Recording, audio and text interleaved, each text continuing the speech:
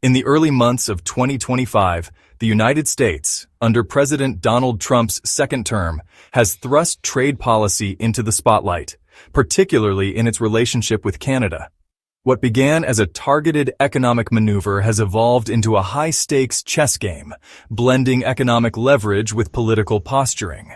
The Trump administration's aggressive tariff strategy, initially framed as a response to border security and fentanyl trafficking, has sparked a cascade of negotiations, retaliatory measures, and shifting deadlines, reshaping the U.S.-Canada economic landscape. This unfolding saga, marked by bold rhetoric and strategic pivots, reveals a broader agenda, a recalibration of global trade dynamics with America's northern neighbor at the epicenter. The story begins shortly after Trump's inauguration in January 2025, when he invoked the International Emergency Economic Powers Act to impose sweeping tariffs on Canadian imports. A 25% levy was slapped on most goods, with a lighter 10% tariff applied to energy products. The justification? A familiar refrain from Trump's first term: border insecurity and the flow of fentanyl across the Canadian border. These measures, originally set to take effect on February 4th, were paused amid diplomatic talks, offering a brief reprieve. Yet, by March 4th, the tariffs were enacted, triggering immediate Canadian countermeasures. The retaliatory dance had begun, with Canada imposing its own tariffs, signaling it would not bow easily to U.S. pressure. In a partial concession, Trump announced on March 6th a temporary exemption for goods compliant with the United States-Mexico-Canada Agreement, USMCA, effective through April 2nd. This move bought time for negotiations, but did little to quell the underlying tensions. The exemption was a tactical pause, not a resolution, as both nations grappled with the economic and political fallout of escalating trade barriers.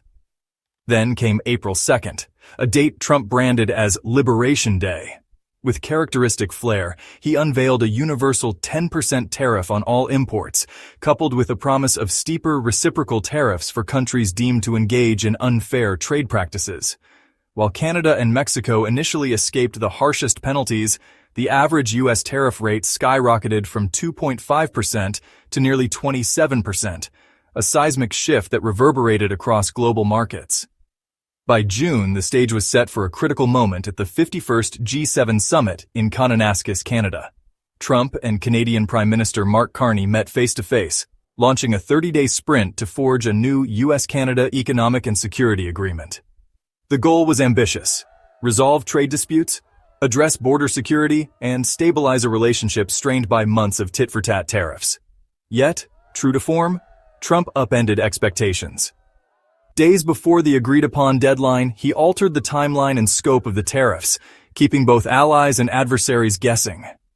This unpredictability, a hallmark of Trump's deal-making style, injected further uncertainty into an already fraught negotiation. The rhetoric reached a fever pitch in July. On July 10th, Trump issued a formal threat to raise tariffs on all Canadian imports to 35% by August 1st, citing Canada's retaliatory tariffs and ongoing disputes over fentanyl and trade imbalances.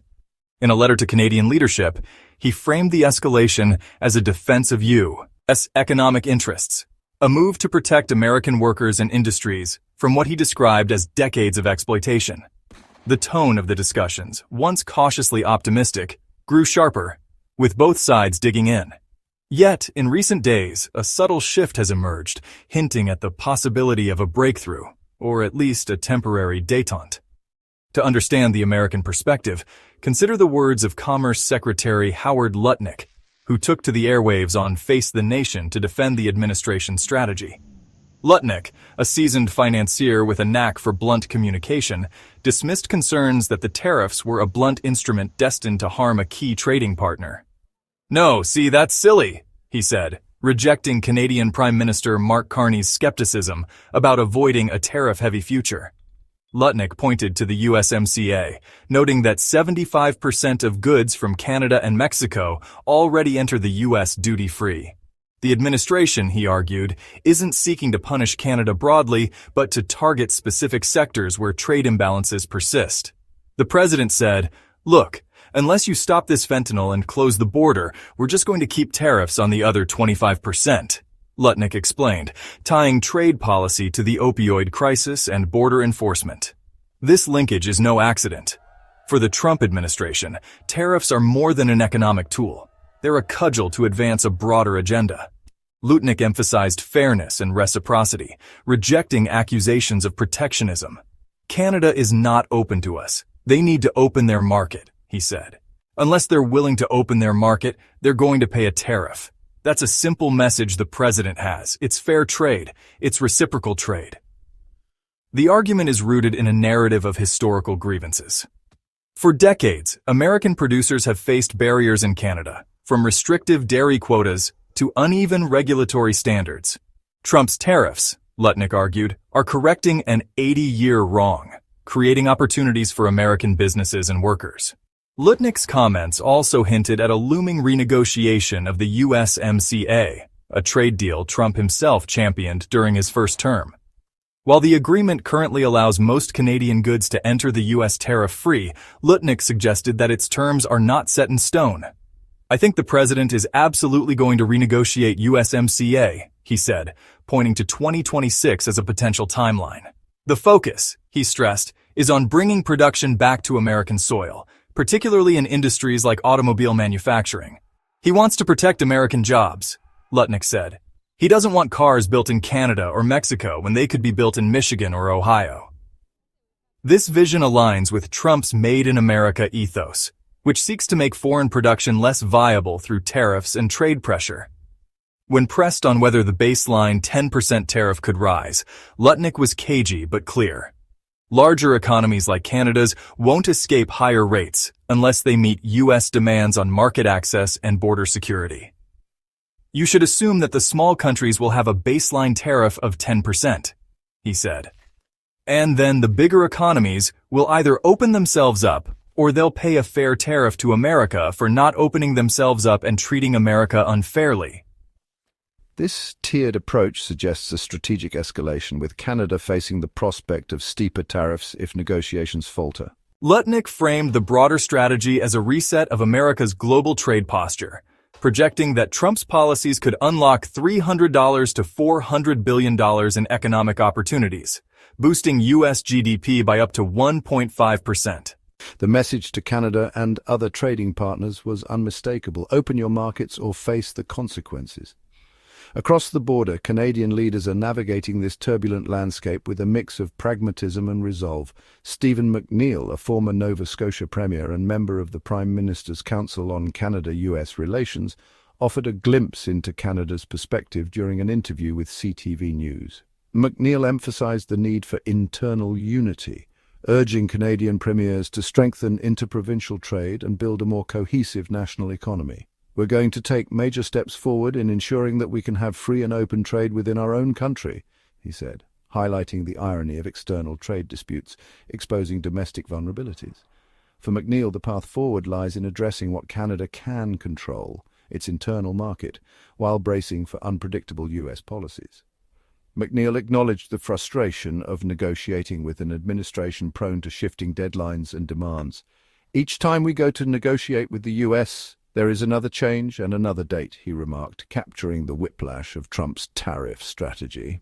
Yet he remained cautiously optimistic, expressing confidence in Prime Minister Carney and the provincial premiers to secure an agreement. I'm confident that the Canadian government will be able to negotiate an agreement that Canada can stand by, he said. This optimism, however, was tempered by a recognition of the challenges ahead, particularly as the August 1st deadline loomed. The paradox McNeil pointed to is striking. Canada already has a free trade agreement with the US, one negotiated under Trump's first administration, yet it finds itself entangled in tariff talks. The USMCA, designed to stabilize North American trade, is now a flashpoint, with both sides leveraging its terms to press their agendas. McNeil noted U.S. restrictions on Canadian companies, from lumber to dairy, as a sticking point, arguing that these issues should be resolved through negotiation rather than punitive measures. But with progress stalled, he urged Canada to focus inward, enhancing the free movement of goods and services across provinces to bolster economic resilience. The U.S.-Canada trade dispute is more than a bilateral spat. It's a microcosm of Trump's broader trade philosophy. His administration views tariffs as a multifaceted tool, capable of addressing economic imbalances, securing borders, and asserting geopolitical dominance. For Canada, the stakes are equally high. As a nation deeply integrated with the U.S. economy, nearly 75% of its exports flow south, Canada faces the challenge of balancing cooperation with self-preservation. The tariffs threaten industries from energy to manufacturing, while retaliatory measures risk escalating the conflict further.